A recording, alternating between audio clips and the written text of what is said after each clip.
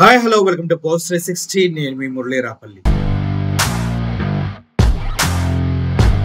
కూటమి ప్రభుత్వం వచ్చిన దగ్గర నుంచి అందరికీ ఒక రకమైనటువంటి భయం ఏర్పడుతూ వస్తూ ఉంది. ఎందుకంటే ఆడపిల్లలు బయటికి వెళ్తే తిరిగి క్షేమంగా ఇంటికి వస్తారా రారా అంటూ ప్రతి ఒక్క తల్లిదండ్రుల గుండెల్లో గుబులు భయం మొదలైంది. ఇప్పుడు స్టార్ట్ అయింది కాదు.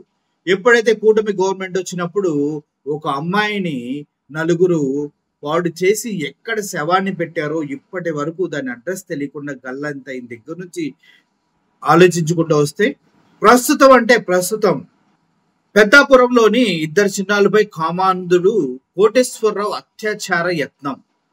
పాఠశాలలో స్కూల్కి వెళ్ళొచ్చి పిల్లల్ని అక్కడే ఒక షాప్ పెట్టుకున్నటువంటి ఒక వ్యక్తి అత్యాచార యత్నం చేశాడంటూ వాదిస్తూ ఉన్నారు. ఏం జరిగింది? పాఠశాలకు వెళ్ళొస్తున్న ఇద్దరు చిన్నాలను పిలిచి అత్యాచారాత్మకం చిన్నాళ్ళు అరుపులతో కామాంధుడిని పట్టుకుని చితకబాదిన స్థానికులు. విషయం బయటకు రాకుండా సెటిల్మెంట్ చేసిన అధికార పార్టీ నేతల వైఖరిపై మండిపడుతున్న స్థానికులు. కూటమి ప్రభుత్వంలో మహిళలకు బాలికలు రక్షణ కరువు. ఇది ప్రత్యేకంగా చెప్పవలసిన అవసరం లేదు.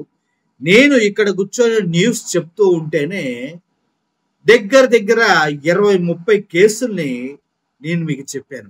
ఏం జరిగింది, ఎలా జరిగింది, ఈ కూటమి ప్రభుత్వం వారిపైన ఏ విధంగా కుట్ర పన్ని ఆ కేసులన్నీ మూసేస్తుంది అనేది. పిఠాపురంలోనే టీడీపీ వారు ఒక అమ్మాయిని పాడు చేస్తే వారిని ఇప్పటి వరకు పట్టించుకోలే పవన్ కళ్యాణ్. ఇద్దరు అత్తా కోడల్ని కత్తులు చూయించి మామ అల్లుళ్ళకి రేప్ చేస్తేనే పట్టించుకోలేదు ఈ గవర్నమెంట్. ఈ గవర్నమెంట్ గురించి మనం ఎంత మాట్లాడుకుంటే అంత మంచిది. ఎందుకంటే తొవ్వే కొద్దీ బంగారం బయటపడ్డట్టు గనుల్లో ఇక్కడ తొవ్వే కొద్దీ అవినీతి అక్రమాలు ఇలా ఆడవారిపై అఘాయిత్యాలు బయటపడుతూనే ఉంటాయి.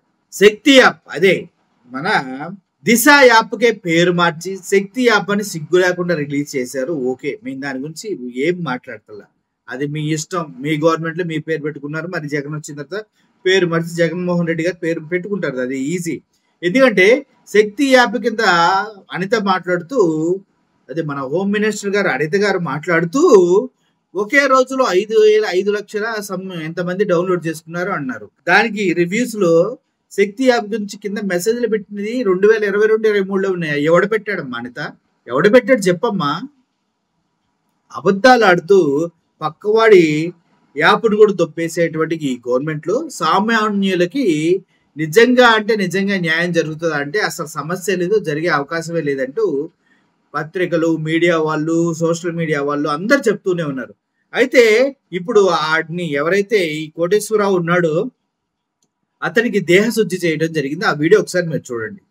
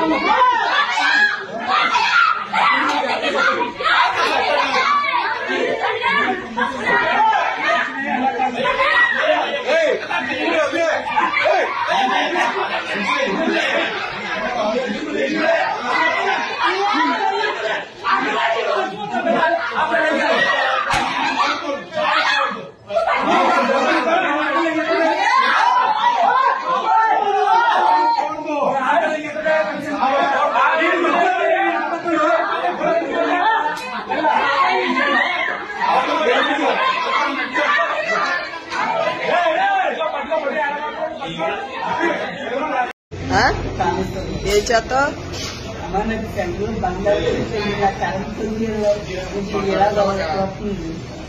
మరి నీకు కూతురుంది మనవరాలు ఉంది ఆ వయసులో నీకు పోయాకలవా? నేను చెప్పింది ఆలోచించాలి, నా మాట ఎవరు ఆలోచించాలి. నేను దయచేసి చెప్పాను, నిజంగా చెప్తున్నాను, ఎవరు ఆలోచించాలి. నాకు మనవరాలు ఉన్నది కూతురు, అంటే ఎదవరు కాదు, అంత పోరం పోకేదో దేవతలు తిరిగిపోలేము. ఎవరైనా శాంపుల్ అడగని ఈ ఇలా తీసుకెళ్ళి దేవతలు అడగండి. ఇలా ఒక కాకినాడ జిల్లాలోనే కాదు, రాష్ట్ర వ్యాప్తంగా ఎక్కడ జరిగినా ఆడపిల్లలపైన అన్యాయాలు జరిగినా, అగత్యాలు జరిగినా దాని వెనక ఒక టీడీపీ నాయకుడు ఉంటాడు. వాళ్ళని ప్రొటెక్ట్ చేయడానికి అక్కడికి వచ్చి సెటిల్మెంట్ చేస్తాడు.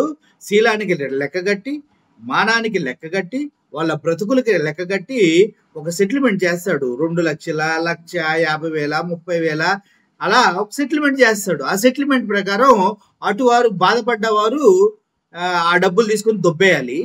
ఎవడైతే చేశాడో వాడు ఆ ఫైన్లు కట్టుకుంటే మళ్ళీ ఇంకొకరి పైన ఇట్లా చేసుకుంటే మళ్ళీ ఇంక 20,000, 30,000, 1,00,000, 2 లక్షలు ప్రతి ఒక్క ఆడవాళ్ళ శీలాలకి రేట్లు కట్టుకుంటూ సెటిల్మెంట్ చేసుకుంటూ వెళ్తూ ఉంటారు అనమాట.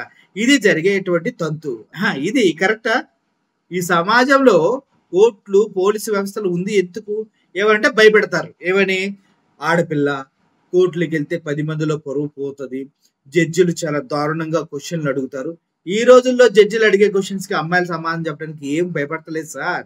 ఇన్స్టాగ్రామ్, థ్రెడ్స్, చాప్స్ నాట్ ఇటువంటి యాప్స్ ఓపెన్ చేసి చూడండి. అమ్మాయిలు డైరెక్ట్ అయిపోయారు. బూతుల దగ్గర నుంచి మొత్తం బాడీని చూపించడానికి కూడా అమ్మాయిలు సిద్ధపడిపోయారు. అమ్మాయిలు సిగ్గుపడే వాళ్ళు ఎవరు లేరు. ఎవరైనా సిగ్గుపడ్డారంటే వాళ్ళ తల్లిదండ్రులు సక్రమంగా పెంచుంటారు. అటువంటి వారు మాత్రమే కోర్టులకు వచ్చేసి కొద్దిగా ఇబ్బంది పడతారు. కానీ ధైర్యంగా ఉండగలుగుతారు. ఈ సమాజంలో ఆడవాళ్ళకి ఫ్రీడమ్ ఉంది, ఆడవాళ్ళకి రైట్, అన్ని విధాల అన్ని వసతులు వాళ్ళకి ఇవ్వబడతాయి. ఓకే, కాబట్టి ఎవరు భయపడకండి. ఇటువంటి దారుణాలు మీకు మాత్రమే ఫస్ట్ జరగల, గతంలో చాలా మంది అమ్మాయిలకి జరిగినాయి. వాళ్ళంతా పోరాడి గెలిచారు. మీరు కూడా ఎవడన్నా ఇలాంటి కామాంధుడు మీ పైన దాడి చేసినా, మిమ్మల్ని పాయింట్అవుట్ చేసినా, మీ పైన ఎటువంటి అభియోగాలు చేసినా కూడా డైరెక్ట్గా పోలీస్ స్టేషన్కి వెళ్ళి ఫస్ట్ కేసు పెట్టండి. ఈ పచ్చపిల్లల పిచ్చ నాయకులను మాత్రం మీరు నమ్ముకోకండి. ఎందుకంటే వీడు మీకు 2 లక్షలు ఇచ్చి అటు నుంచి ఇంకొక 10 లక్షలు వాడి దగ్గర కొట్టేస్తాడు. ఆ తర్వాత మీకు ఏమీ ఉండదు అనమాట. అర్థం చేసుకోండి. Thank you for watching this video. I'm Murali signing off. Thank you so much.